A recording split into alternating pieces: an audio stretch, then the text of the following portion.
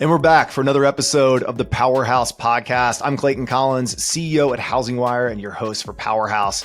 Today's guest is a phenomenal entrepreneur in the real estate industry, Mr. Austin Allison. Today, Austin serves as a CEO and co-founder of Picasso. But in this conversation, we go back in his entrepreneurial journey to one of his first real estate investments as a teenager, to building Dotloop in the exit to Zillow, and the company he's now building in the co-ownership market, Pacaso. We talk a lot about co-ownership as a category, the TAM for building this type of business, as well as the TAM for Dotloop. We talk about a complicated macro environment, which is really applicable to anybody building a company or operating a business in mortgage and real estate. And we also talk about the mortgage model for co-ownership, which has historically been a really hard nut to crack for people interested in building in this category. I hope you enjoyed today's conversation with Austin Allison, the CEO and co-founder of Picasso.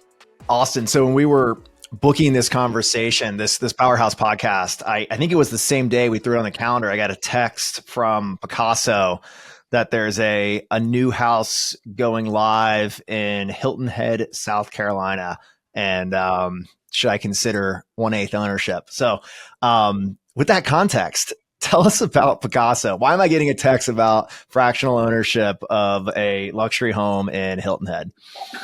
Well, by the way, you definitely should consider that 1/8 home in Hilton Head, because 1/8 share of a home in Hilton Head, because we definitely have a bunch of great options there. Thanks for having me. So Picasso is a co-ownership marketplace focused on vacation homes. It's for people who aspire to own a vacation home and have a happy place, but either can't afford or can't justify owning 100% of a home that's going to sit empty for 10 months per year, which is the norm with vacation homes. Most people buy a whole home and it sits empty most of the time. So our model is kind of like NetJets. What NetJets is for aviation, Picasso is that for vacation homes. It enables you to buy a portion of the home, and we manage the entire experience, everything from designing the home to managing the home, to paying bills and coordinating vendors on behalf of the ownership group, which translates into a seamless ownership experience for our customers. All right. That is a great description. And we jumped straight into the meat of what Picasso is. But now let's take it back. So Austin, from your bio and like what I know about you as an entrepreneur and real estate professional, you are not new to the real estate industry. Am I right that you started selling real estate like back when, as a teenager, like at 18? Yeah, that's very true. I started selling real estate pretty much as early as I could. I think the first day I became 18, I signed up for the real estate class, which was the legal age required to sell real estate in Ohio. But my real estate experience, I think, dates back even prior to that. My dad was a carpenter, so I was always around real estate. We've got photos from when I was 3 years old on the job site with my dad and a hammer in my hand. So I think I was just kind of gravitated towards real estate because I was exposed to it. And then when I was 17 years old, I had saved up $4,000, which was enough for a down payment on a home in Cincinnati, Ohio. So I bought a $40,000 home with $4,000 down and a 90% loan. And that's kind of how I got my start. And then when I turned 18, I started selling real estate, sold all through college, and ended up going on to law school after undergrad. And when I was in my first year of law school, it's a very consuming program being in your first year of law school, which meant that it was hard to sell real estate on top of that. But I was doing it because I had to find a way to pay for college. And I was chasing buyers and sellers around town, getting documents signed on the hood of my car, and thought to myself, there has to be a better way. Why not use technology and software to automate this archaic process? And that led to the creation of my first real estate tech company, which was called Dotloop, and started Dotloop in late 2008, 2009-ish. And we built that business over time to a pretty significant scale and sold to Zillow in 2015, where I stayed on for about 4 years before leaving to start Picasso. That's pretty incredible. You hear a lot of entrepreneurial stories, and like it usually starts with a few a few more singles or swings and misses. And I didn't realize that Dotloop was your first serious entrepreneurial venture, like quite Yeah, quite the first business. it was a good run. It requires a lot of hard work, obviously.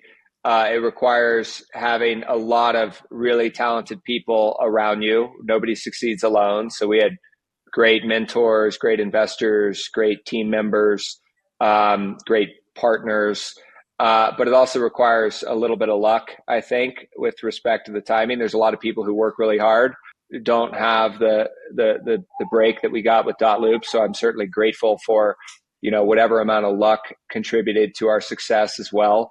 But it wasn't, while it was the first legitimate company that I started, it wasn't my first attempt at creating things. I mean, I was trying to create things pretty much for my whole life as early as I could remember. My first company was actually a birdhouse business that I created when I was like 10 or 11, where we built birdhouses using scrap wood from my dad's carpentry business. And we would ride up and down the streets and knock on our neighbors' doors to sell those birdhouses. And so I had lots of like small entrepreneurial, attempts and ventures that led up to the creation of Dot Loop. But Dot Loop was definitely my first legitimate business where I raised money and kind of went for it.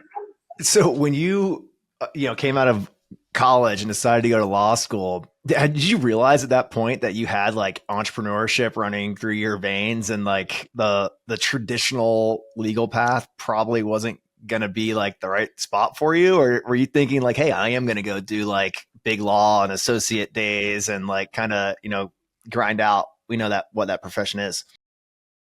I don't think I knew the extent of my entrepreneurial ambitions and capabilities at that time. But what I did know is I knew that there were things that I was passionate about. And I knew that I was interested in solving problems. Like when I looked at my life and the things that I spent time on, a lot of it was around solving problems and like just pursuing things that I believed in. And it turns out that entrepreneurship is largely about, especially in the early stages, is largely about solving problems and following your passion. And I think that's what led me to the creation of Dot Loop. I was experiencing this problem that I was living firsthand, day in and day out, driving around town, chasing people for signatures. And I was also really passionate about efficiency. I've always been really passionate about efficiency, like waiting in a line or, doing things over and over again, like those types of things kind of drive me crazy inside. I just have this hunger for efficiency. So it was those two things that came together to create Dot Loop. And the law school story is kind of interesting because I never planned to be a lawyer. And the only reason I went to law school was because there was this guy named Dan who was leading the company that I was interning with at the time, a commercial real estate firm called Duke Realty. And Dan was like in his mid 30s, like very young for running a division this big. And I always admired Dan, and I noticed how people talked about Dan. Nobody ever said Dan got lucky or, was born on third base or anything like that. It was like Dan worked his tail off. Dan went to law school. It was almost like the law school thing for Dan was his it almost earned him like credibility and respect and the ability to elevate to this position, at least in my mind at the time. That's kind of how I perceived it. And at that time, I was starting to learn probably the most important lesson in my entrepreneurial career, which is surround yourself with great people. So I started to see these people that I admired. One of them was Dan. And I went to Dan one day and I said, Dan, I'm Austin, nice to meet you. I'm an intern in the whatever department. And I heard you went to law school. Can you tell me about that? And he goes, well, Austin, I never practiced law. I never really planned to practice law, but I went to law school largely because it was academic boot camp. It taught me and conditioned me how to think, how to read, how to process information, how to navigate the law, which is a really important part of business. And I'd recommend it to anyone. And if you ever decide you want to go to law school, let me know, and I'd be happy to write your recommendation letter. So I went home that night thought about it for a couple of days and decided I wanted to go to law school for the very same reason, academic boot camp. I wanted to do whatever I could to work on myself and develop myself and position myself to be the best version of an entrepreneur that I could be. And Dan ended up writing my recommendation to law school. I went to the same law school that he went to, which was the University of Cincinnati. And it lived up to be everything that Dan promised. It was absolutely, academic boot camp. And I met a bunch of incredible people, and I'm very grateful for that experience. That's a really cool story. I kind of like to draw a similarity. I went to business school. I took one class at the law school. I went to Duke and took one class at Duke Law.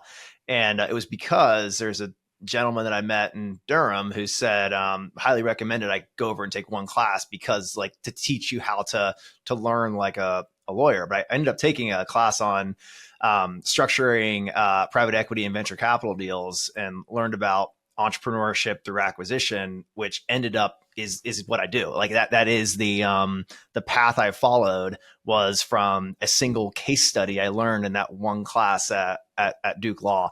So I didn't grind through 3 years in a full curriculum, but one class at a good law school turned out to be pretty influential to me as well. I believe it. It's great to hear. So the theme of surrounding yourself with good people has come up a couple times in your story so far.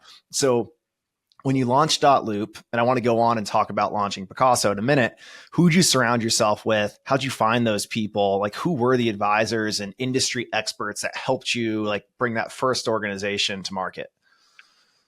Well, and by the way, I'm also a father. I have a beautiful 3-year-old son that's sitting next to me. We had a kind of a last minute family thing. My wife had to go to Sacramento. So I'm babysitting a 3-year-old while I'm doing this podcast, in case you hear him in the background. Power to you. I have a 3-year-old son as well. And I don't know if he would let me do a podcast. So, yeah, no, he's doing amazing. He's over there playing with his Legos right now.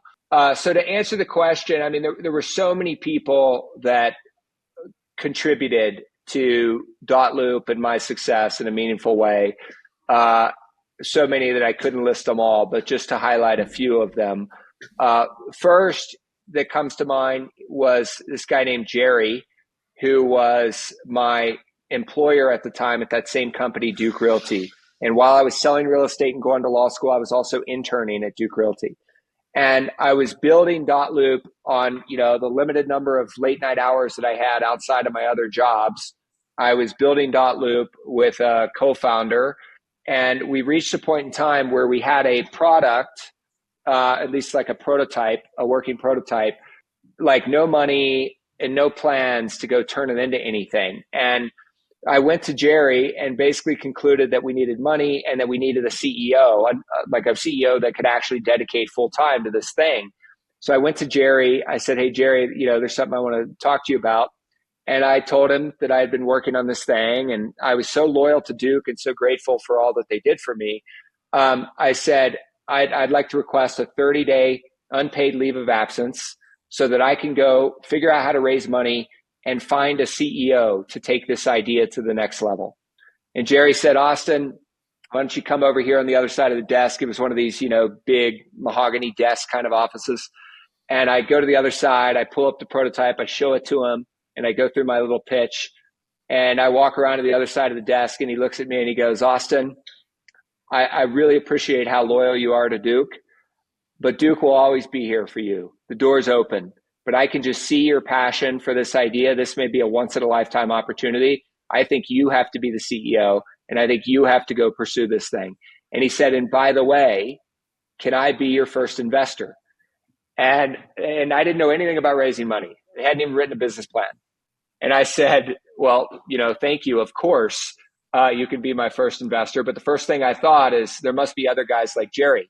So I said, "Jerry, do you have any friends who you think may also be interested in being investors?" He goes, "Yeah, actually I might." And a week later, he set up, 5, I think it was 4 or 5 other people that were Cincinnati, real estate people. And I went and I pitched to them, and each one of them wrote like $125,000, $130,000 check. And we raised $600,000. That was our original seed round. So that was, and Jerry was an instrumental, mentor along the way, and still is a close friend that I respect dearly, and continue to do, real estate deals and stuff with him. So Jerry was definitely one of them. Another high point was our first Series A investor. So we ended up raising $4 million of angel capital over, $50,000 at a time over a period of 3 years. And then we reached a point in time where the company was actually profitable. We were profitable with a $4 million a year recurring revenue run rate. And I needed to raise venture capital. I kept hearing people talk about San Francisco and Silicon Valley in particular. So I got on a plane, went to Silicon Valley, started, knocking on doors on Sand Hill Road. And I got introduced to this guy named Noel Fenton of Trinity Ventures. And Noel, and of course, like most entrepreneurs raising money, heard a lot of no's. But Noel believed in me and believed in the idea, and he had backed a number of other interesting companies that were in our space, like LoopNet was one in the commercial space that he was a lead investor in. Yep. And Noel led our deal and became a really powerful and influential mentor and board member for me for a long time. And then along the way, I mean, like almost every employee that worked for the company, I had tons of other like advisors along the way, like people who I had formed an advisory relationship with and would have calls with them every month, executive coaches. I mean, the list is long. I mean, I could write a short book about the number of people who helped. And that story is not unique. I mean, I now am in a lot of entrepreneurial circles and am friends with and know a lot of successful entrepreneurs. And I don't know a single one of them that did it on their own. I mean, company creation is about people and surrounding yourself with great people from top to bottom. And I'm really fortunate that I learned that early on. So I'm, not all or very few entrepreneurial paths are all like up and to the right. As you were building Loop, did anything change in the business strategy from that initial pitch when you came to the other side of the mahogany desk in the product, and like kind of ultimately where the business ended up as we get to the exit to Zillow several years down the road? Lots of changes. Before I get into that, though, one thing I want to touch on is this concept of like overnight success. Oftentimes a lot of what gets publicized about companies are the high points, and it's easy to look at a Loop and think, wow, his first company, big exit. Wow, man, what a fortunate ride. Wish everybody had it that easy. You see the same with like, people who have hits on the radio. You're like, wow, this guy came out of nowhere. This girl came out of nowhere. No, actually they started doing the work and singing when they were a child, right? They were grinding it out and, karaoke bars in Nashville for 15 years before they had a break. And almost every startup story is like that, including Loop. It was not an up and to the right ride. It was a very, very, turbulent roller coaster ride. There were several moments in the company where we ran out of money completely, couldn't make payroll. More than probably 3/4 of the employees were in the early days were people in my network, friends, family, high school buddies. I mean, it's like, cause you end up, before you have a track record and something that people actually want to work for, you kind of got to rely on your own network. And that's what we did. And we reached times where we ran out of money. I didn't take a salary for a year and a half, depleted my home equity line, depleted my credit cards, had to lay off half the staff because we didn't have money to make payroll. I mean, lots of stories like that along the way in a 5-year period. So it was a lot, and it wasn't an overnight success by any means, and certainly wasn't just up and to the right. But in terms of changes in the strategy, there were, so many of them, but I would say the most notable ones were around our customer acquisition strategy. When we first started, we thought about a kind of a direct to agent strategy where we were trying to sell direct to agents, beat our head against the wall for some number of months to learn that didn't work. Then we went to like a MLS and trade association strategy where we were trying to sell to like the Cincinnati area board of realtors. And we achieved a little bit of momentum there, but not much, because it turns out those organizations aren't really set up to buy software for their members. They don't have the budgets for it. They don't have the revenue infrastructure. Yep. What ultimately worked for us is we started going to, or act next, we went to brokerages. So like the local real estate office, and it kind of like the MLSs, like we were gaining some traction there, but like there isn't a lot of budget in a brokerage office for productivity tools, number one. And number two, we were like an unproven product. So it was a big risk for these guys to take. So we ended up going to the big brands like the Remaxes and Keller Williams of the world. And everyone told me that'll never work. So many people have tried it. So we went to all the big real estate brands, and everybody told me that's not going to work. These real estate brands don't buy software for their agents. And they previously didn't.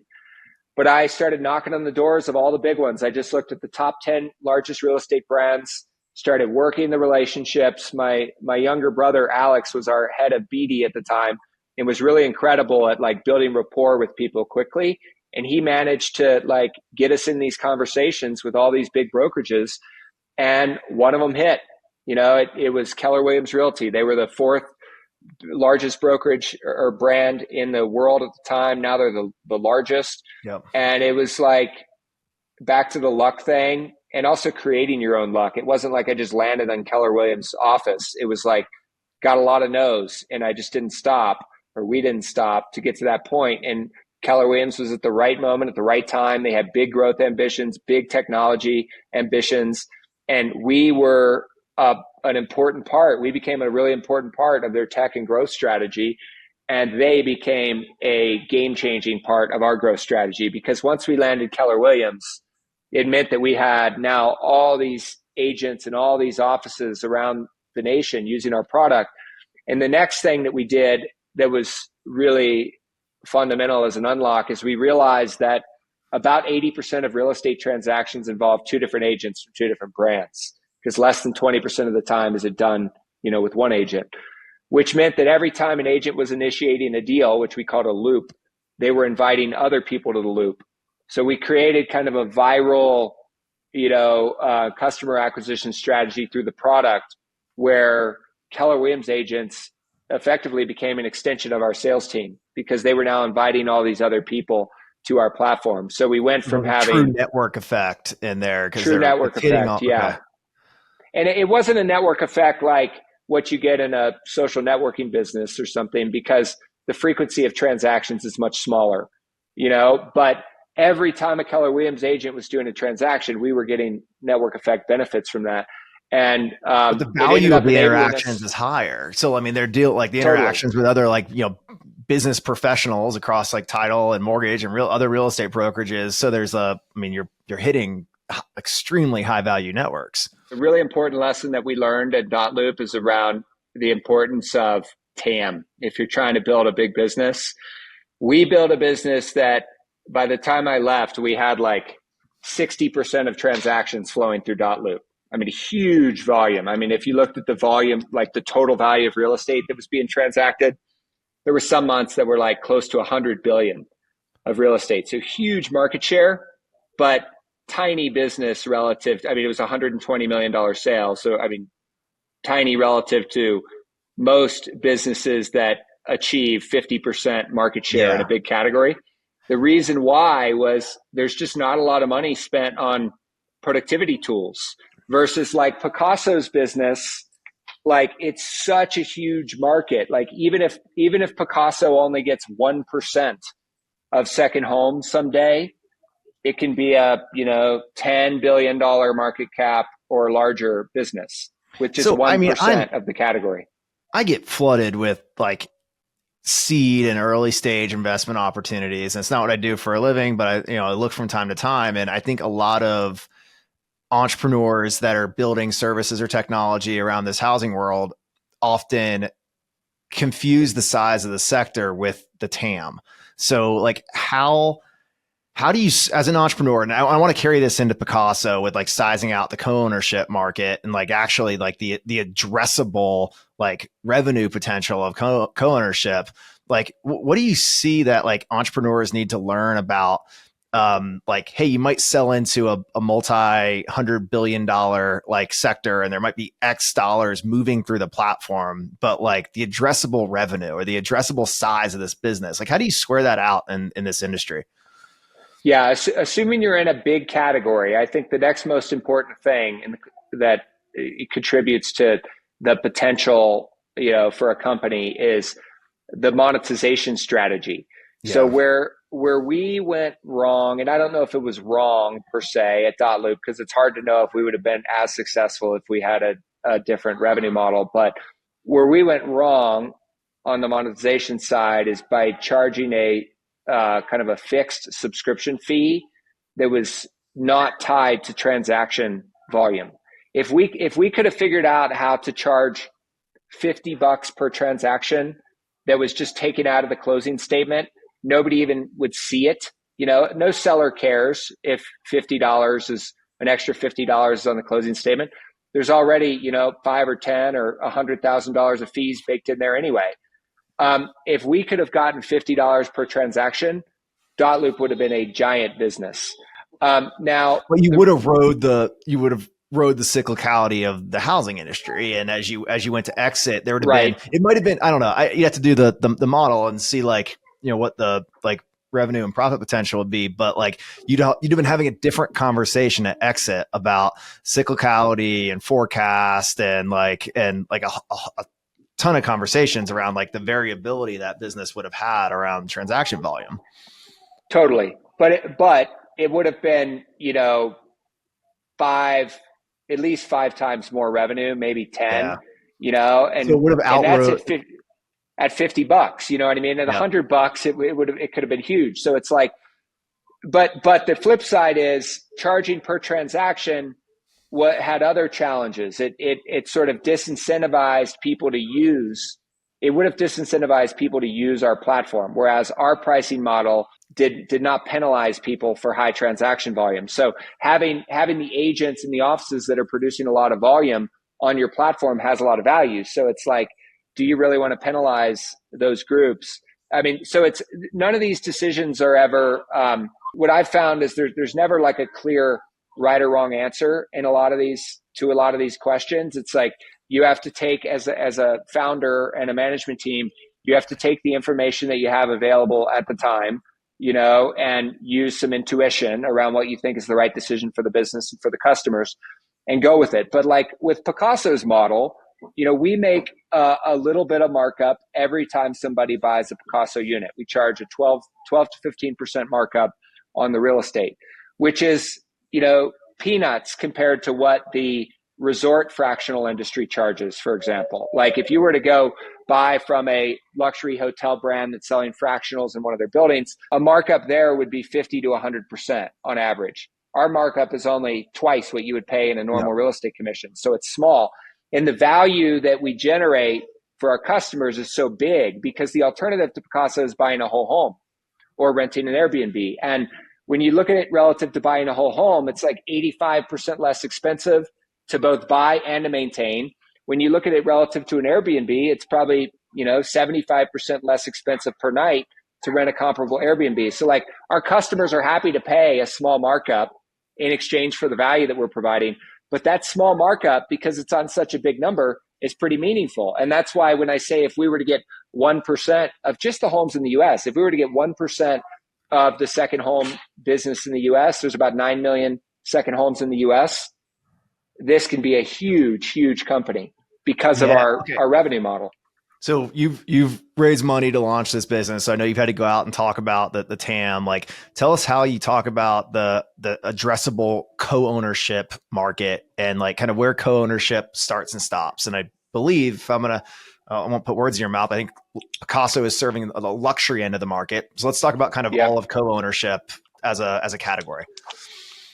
Yeah. So co-ownership as a category has been around for a long time, meaning Picasso did not invent the idea of people owning houses together. In fact, it's quite common. Friends buy homes together, family members inherit and buy homes together, business partners buy properties together. This is a very common ownership structure. the difference with Picasso and what we did that was new and different and innovative in a big way is we've created a marketplace and a package of services that makes co-ownership seamless and possible with people that you don't know. Because if you were to buy a house with someone that you know, it can work, but oftentimes what happens is friends end up frenemies because there's so many little decisions that need to be made. It's hard to aggregate enough people to buy the right ownership amount. Like most people only use a second home 5 weeks a year. So if that works out to about 1/8. So it's going to be really hard to find 8 people on your own that want to buy a house. You might be able to find 1 or 2, but now you're buying a third or half of the home. But even if you find the other owners, financing is hard. There is no, outside of Picasso, there is no co-ownership mortgage, which means that if you do this on your own, you're going to have a traditional mortgage where everybody's signed and jointly and severally liable, which means if one person defaults, the other owners are on the hook. With Picasso, if one person defaults, Picasso steps in and manages that default. Resale, another example. If you buy a home with a couple of your buddies and one person wants or needs out, good luck. I mean, how would you go find another owner on your own? Picasso created a secondary marketplace for the first time ever, and our secondary unit sales have actually appreciated more than second home appreciation in general. So like there's a lot of it. It's sort of like our business is not that dissimilar from Amazon in this respect, that there's like the concept of putting a widget online and enabling somebody to buy it is not novel or not unique. But to do it like Amazon, that's hard, right? There's a lot of moving pieces and complexity behind the scenes that make the Amazon business so special. And the same is true of Picasso. This is a pretty complex business with a lot of moving pieces. That complexity is both, a blessing and a curse. The blessing is that it builds a big moat. This is a really hard business for somebody to create without a lot of money and an amazing team and a lot of time. But it's also a curse in the sense that it's hard. This is not like, spinning up a website and selling widgets. I mean, it is hard to manage a distributed network of vacation homes with a very high-end, audience. So that's what we do that's different. But back to co-ownership as a category, I mean, this thing is going to keep growing, the category. And the reason why it's going to keep growing is because we have an affordability problem. And the affordability problem is not getting better. It's only going to get worse. And the reason why it's going to get worse is because there's more demand than supply. We have a several million home gap between what we need versus what we have. And we can't build homes fast. This gap has existed for a long time and it continues to grow. We can't build homes fast enough to close the gap. Anytime you have more demand than supply, prices go up, which is why you're seeing home prices go up. Despite kind of a complicated and challenging macro environment, home prices are still going up and they're going to continue to go up. So when things become less affordable, as a society, we have to look for ways to solve that problem.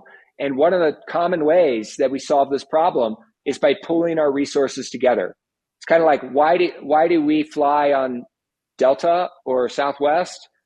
Because we can't afford to own a whole plane, right? So we pool our resources together and it's a lot cheaper and more accessible and more efficient for us to fly on an airline. But even people at the high end, even people who can afford their own plane, many of them choose NetJets.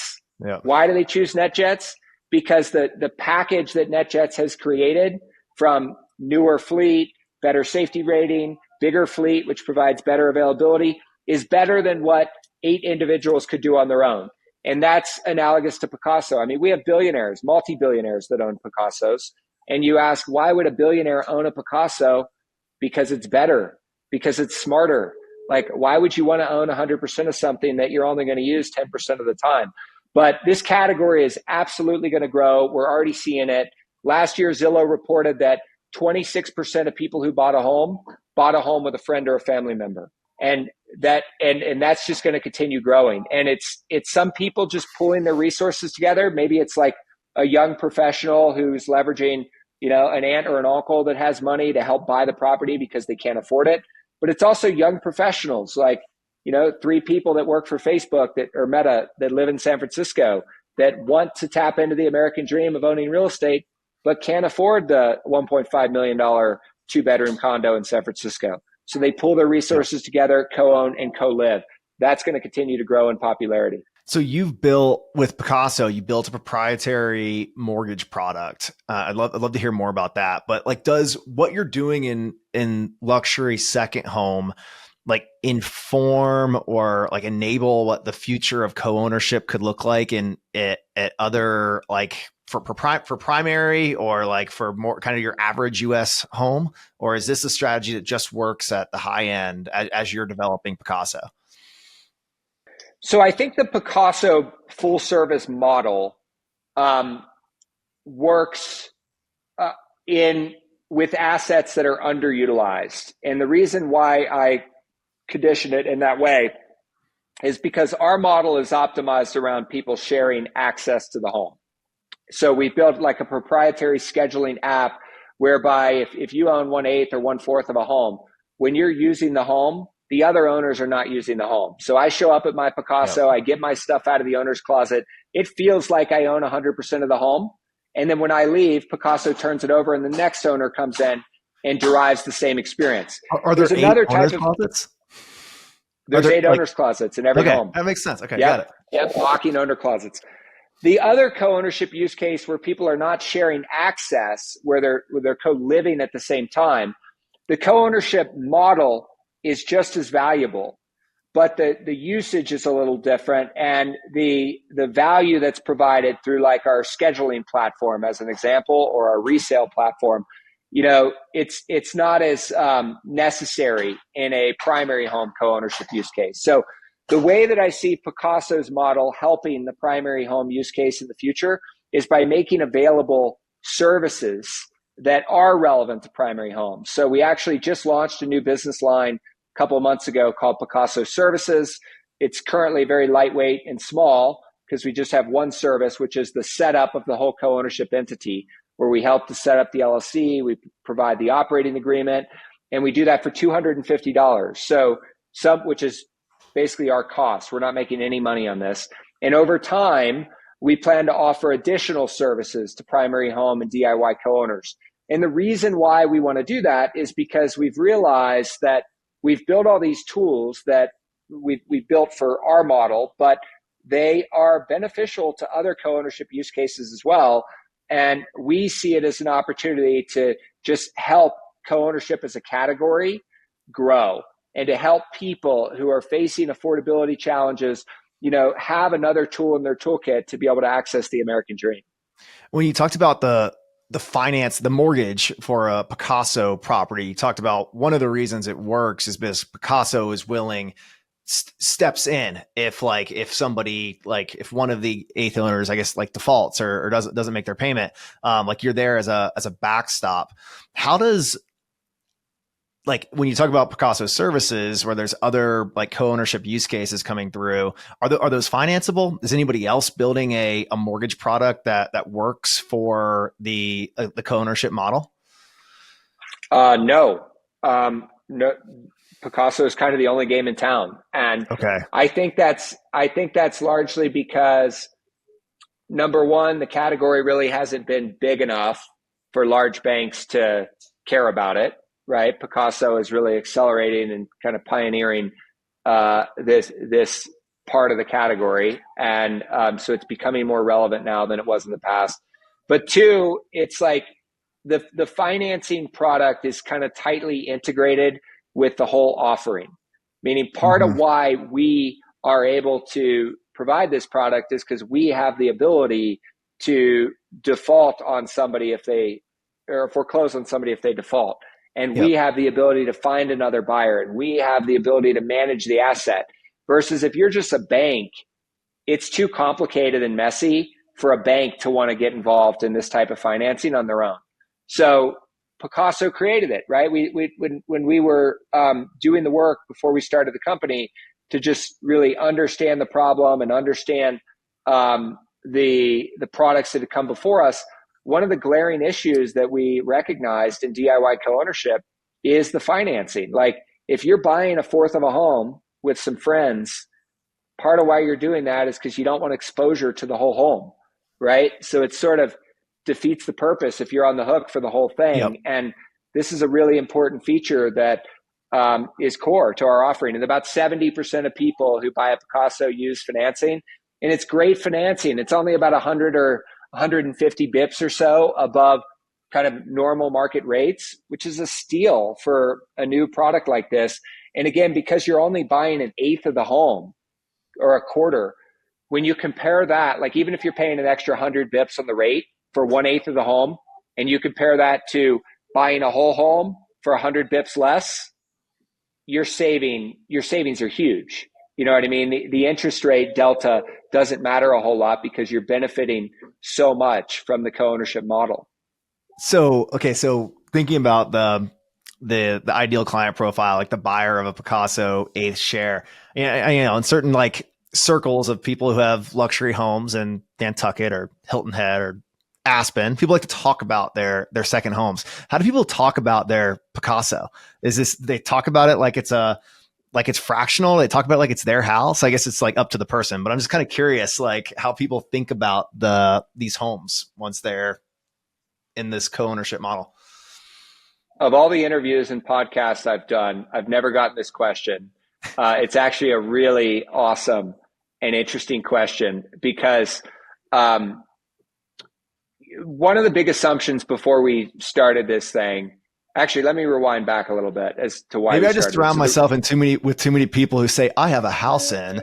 And yeah, exactly. So the reason why we started Picasso is because when I was a child, as I mentioned, growing up for a carpenter or growing up as the son of a carpenter, we were living paycheck to paycheck. I mean, we didn't even have carpet on our floors. We lived on plywood my dad built our house and we lived on plywood for the first 10 years. And so we definitely never had a second home. So for me, home ownership was like a dream, and vacation home ownership was like a dream upon a dream, right? This very distant thing that for most of my life felt impossible. But about 10 years ago, we had enough savings from my dot loop journey that we had enough money to put down on a home in Lake Tahoe.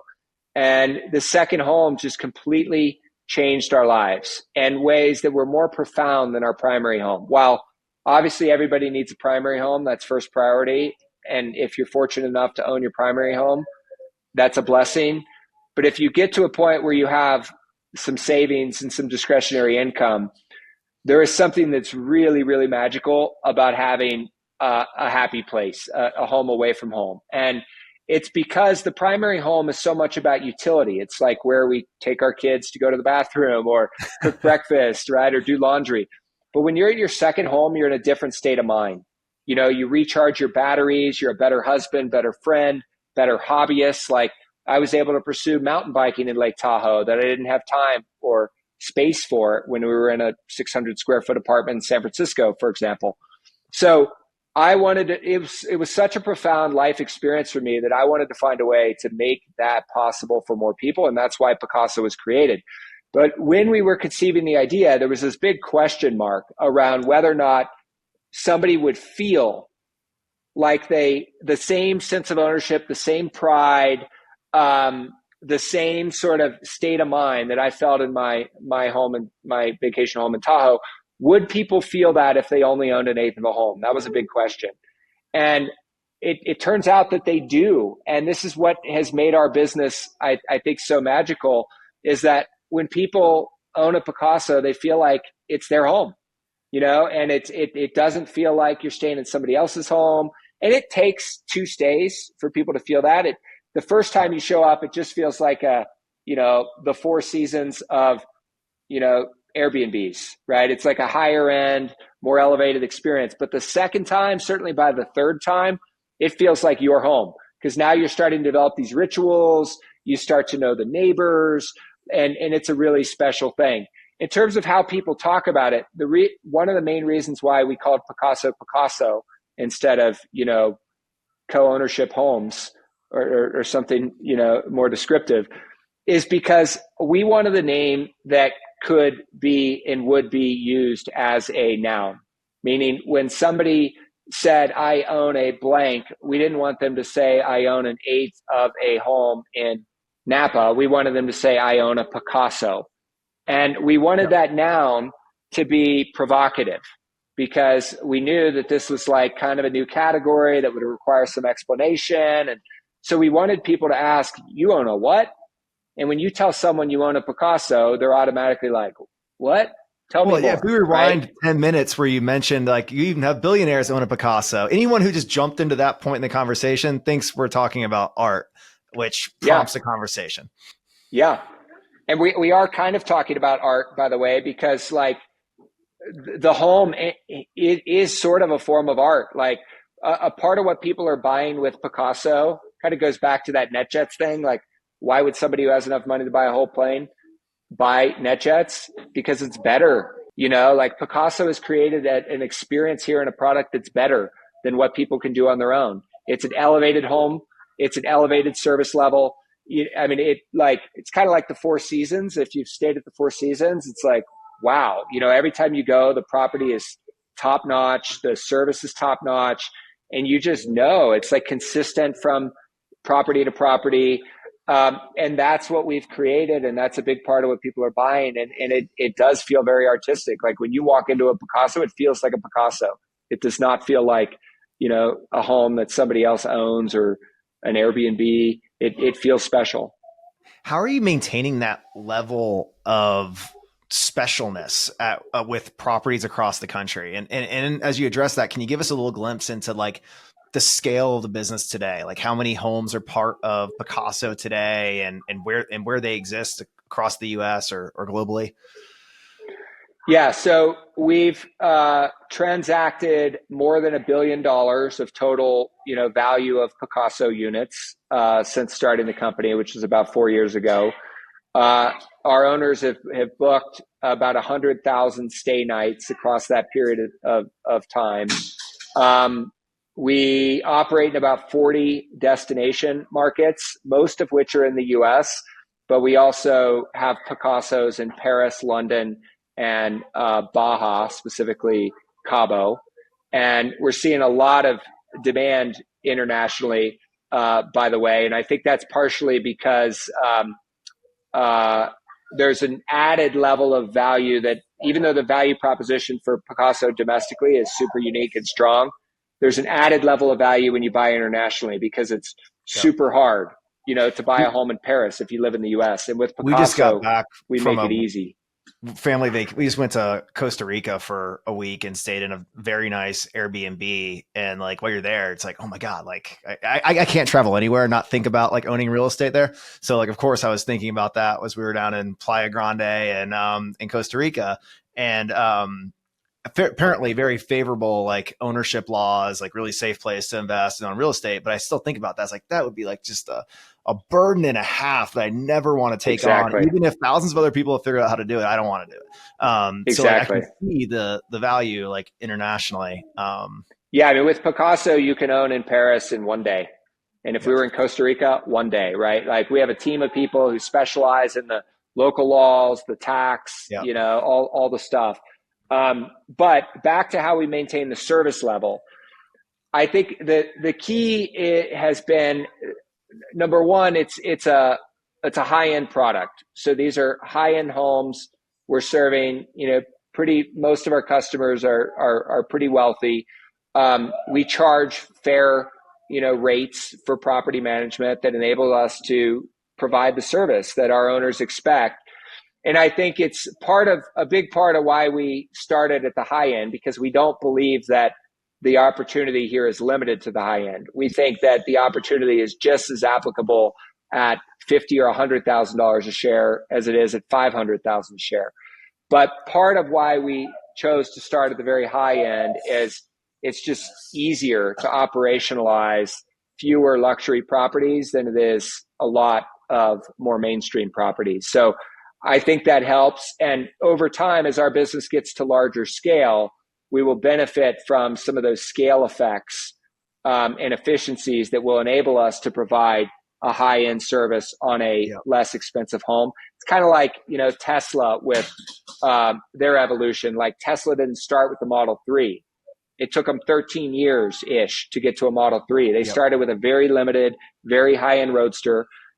And I'm sure that I don't know, Elon or much about the Tesla story, but I'm sure it was always in their plans to have an accessible car, but it wasn't possible for them to start there, right? They had to build out the model, get to a certain scale where the numbers work at $30,000 per vehicle. And there's that in the Tesla example, there's the manufacturing and like build component to like bring down costs to make that possible. But like the strategy of starting high and then developing like broader markets you've been seen across a lot of different industries. I mean, fashion's really notable of an area that often like starts high and then figures out how do they hit the aspirational market. Totally. Yeah. Uber is another one, Uber Black to Uber Yep. X and then Uber Pool. Yeah. I mean, the other cool thing about starting Lux is it really enables you to anchor the brand in a luxury way.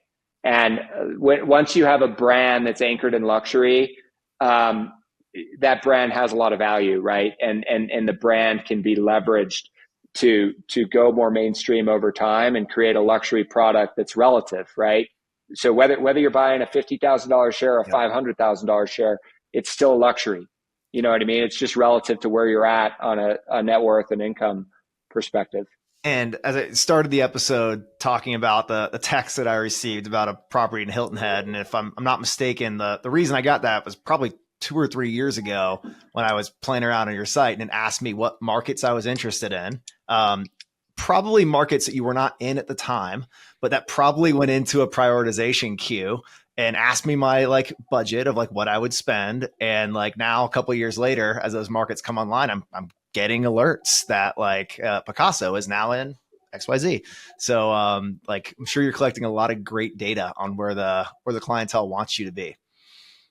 Absolutely. Yeah. I mean, we're very customer centric in the way that we operate and the way that we grow. So when we decide to go into a new market, it's because our customers are asking us to do that for sure. Austin, thank you so much for joining me today. It was a great time. I really appreciate the opportunity to be here. Fabulous conversation. Really enjoyed hearing about Thanks, the Clayton. entrepreneurial journey and what you're building at Picasso. Have a great day. All right. Take care. You too.